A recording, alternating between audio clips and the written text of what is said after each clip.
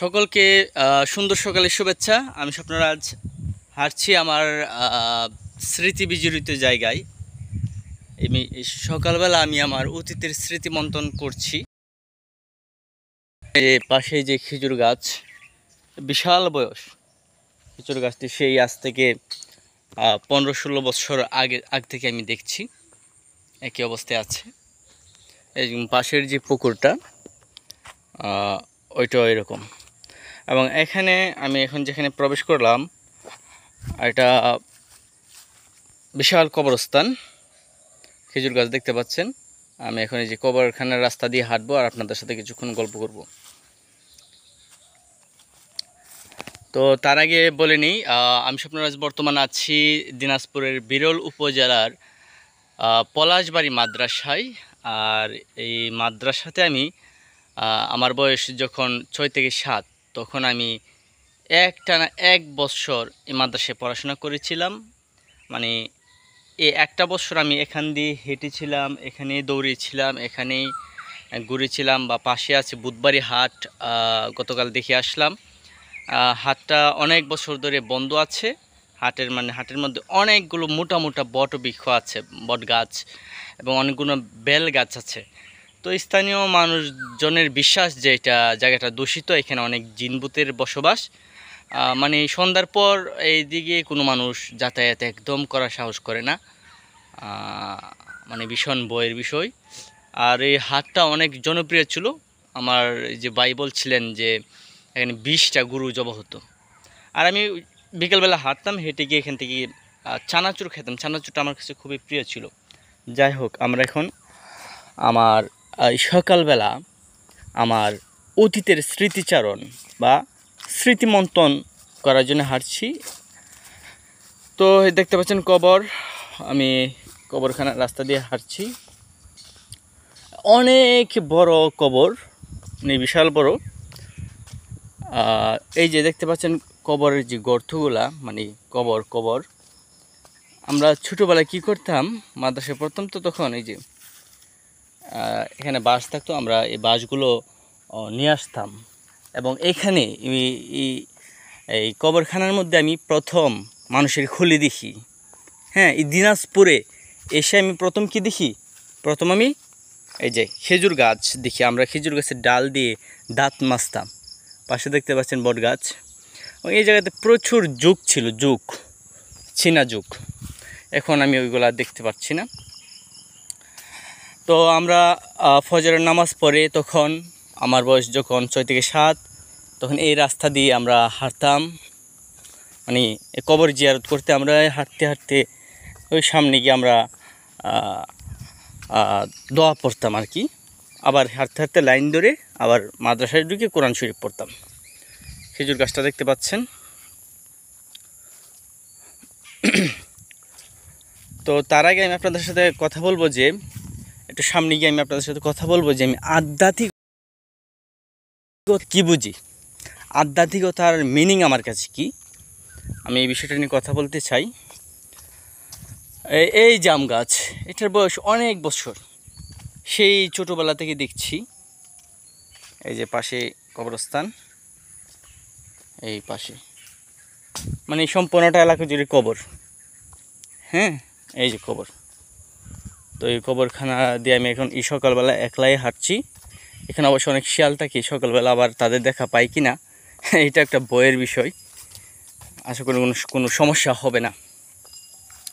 তো এই জায়গাটাতে দাঁড়িয়ে আমি একটু আধ্যাত্মিকতা বলতে আমি স্বপ্নরাজ কী বুঝি, আমার একটু ভাবনা। এটা হলো যে লাস্ট অবশ্য আমি 2 বছর আগে এখানে এসেছিলাম, আর আজকে আসলাম 2 বছর পর। তো এখানে 2 বছর পর যখন আসছিলাম তখন অনেক কিছু পরিবর্তন হয়েছে, লক্ষ্য করেছি। তো আজকে 2 বছর পর আসার পর আরও অনেক পরিবর্তন। আমার যে মাদ্রাসার যে হুজুর, আমার বরাব্য হন, উনি গত 8 মাস হল উনি মানে পৃথিবীর মায়া ত্যাগ করেছেন। তো এখন উনি নেই। এই যে ওনার আওয়াজ আমার কানের মধ্যে বাসতেছে। বা উনি তো আমার হুজুর, এখানকার বড় হুজুর নামে পরিচিত, পড়তাম। ওনার যে দমক, সেই আওয়াজগুলো আমার কানের মধ্যে বাজতেছে, শব্দ হচ্ছে।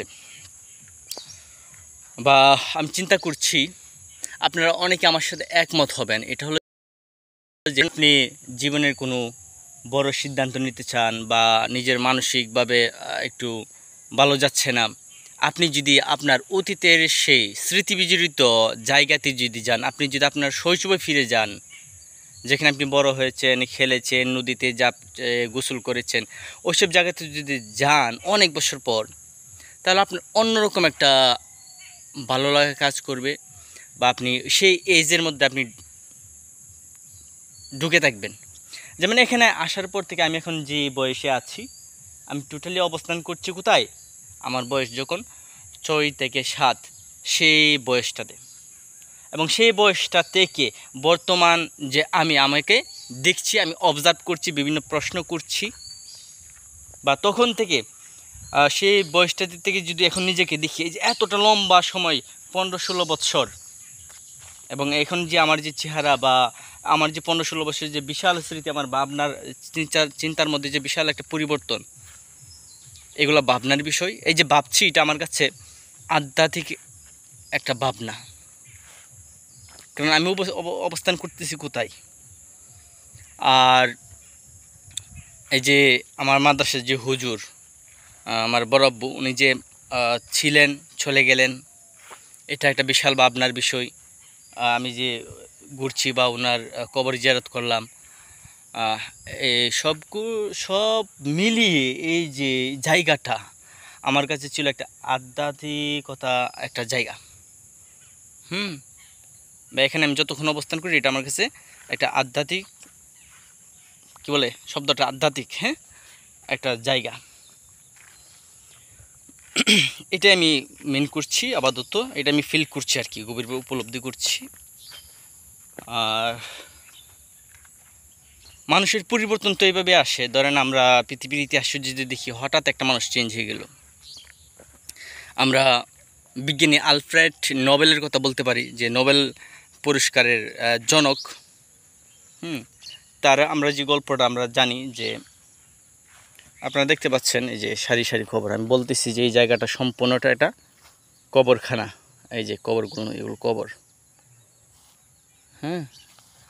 এই যে যা দেখতে পাচ্ছেন, এই জায়গাটা সম্পূর্ণটা হলো কবর, এবং খেজুর গাছ, আম গাছ। আর এই সম্পূর্ণটা জায়গা জুড়ে আমি স্বপ্নরাজের স্মৃতি রয়েছে। তো আলফ্রেড নোবেল, মানে তার ভাই মারা গেছেন বলে পত্রপত্রিকায় তার নাম ছাপা হয়েছে, এবং অনেক তার নামে খুব বাজে বাজে কথা লেখা হয়েছে। তখন সে তো মানে একদম ভাবনায় পড়ে গেল, যে বিষয় মানে আমি তো ওই নামে এইভাবে তো পৃথিবীর মধ্যে পরিচিত হয়ে থাকতে চাই না, বা ওনার যা যত সম্পত্তি আছে, তখন উনি পৃথিবীর মানে শান্তির জন্য মানে নোবেল প্রাইজ ওইটা উনি গঠন করলেন, যে উনি দেখতে চান বা মানুষজন ওনাকে ভালো বলুক, উনি ওইটা চান। ওই যে একটা চেঞ্জ। বা আমরা গৌতম বুদ্ধের ক্ষেত্রে যদি দেখি, বা আর বড় বড় যে মনীষী যাদের দেখি, এভাবেই তাদের মধ্যে চেঞ্জগুলো আর কি আসে। আর এই যে চেঞ্জিংয়ের যে মুহূর্তটা, এটা তো অবশ্যই বা ভাবনাটা, ওটা অবশ্যই আমি আমার ব্যক্তিগতভাবে বলতেছি, আমি যে আধ্যাত্মিকতার একটা জগৎ, তাই না? আমার কাছে এরকমটা মনে হয়, আমি এটাই বর্তমানে ফিল করছি। আবার বর্তমানে আমি যেখানে আছি, তো এটাই লাইফ, এটাই পৃথিবীর নিয়ম।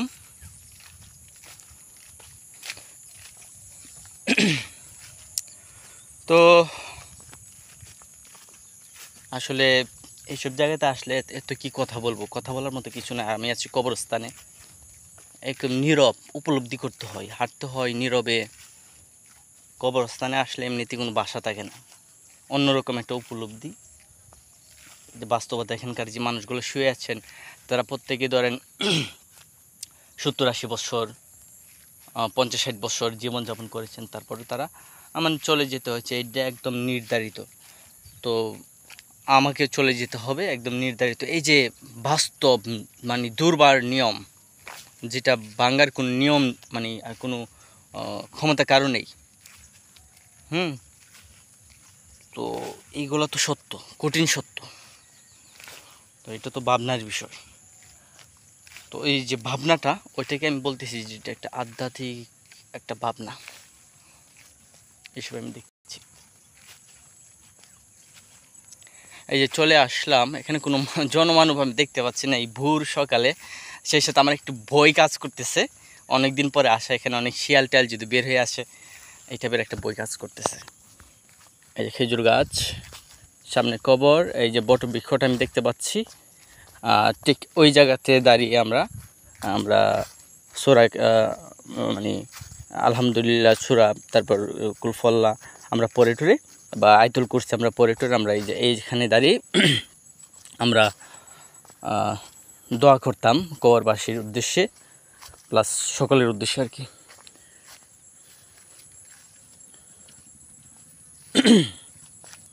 দেখতে পাচ্ছেন সারি সারি কবরগুলো। তো এইভাবে আমি ছোটোবেলা একদম 6 থেকে 7 বছর হাত দিয়ে এখান থেকে আমরা বাঁশগুলো কুড়িয়ে নিয়ে আসতাম, ওইগুলো দিয়ে আমরা অবশ্য তখন রান্নার কাজটা করতাম বাঁশগুলো দিয়ে। আর ওই যে মানুষের খুলি বলেন, হাড় বলেন, এখানে সব কিছু দেখা। এই যে বট গাছ, আমরা এই জায়গাতে দাঁড়াতাম, এই জায়গাটাতে আজ থেকে তখন আমার বয়স 6 থেকে 7 বছর। এই জায়গাটাতে দাঁড়াতাম। তো এখানে আমাদের যে হুজুর উনি থাকতেন, দোয়া করতেন, আমরা থাকতাম।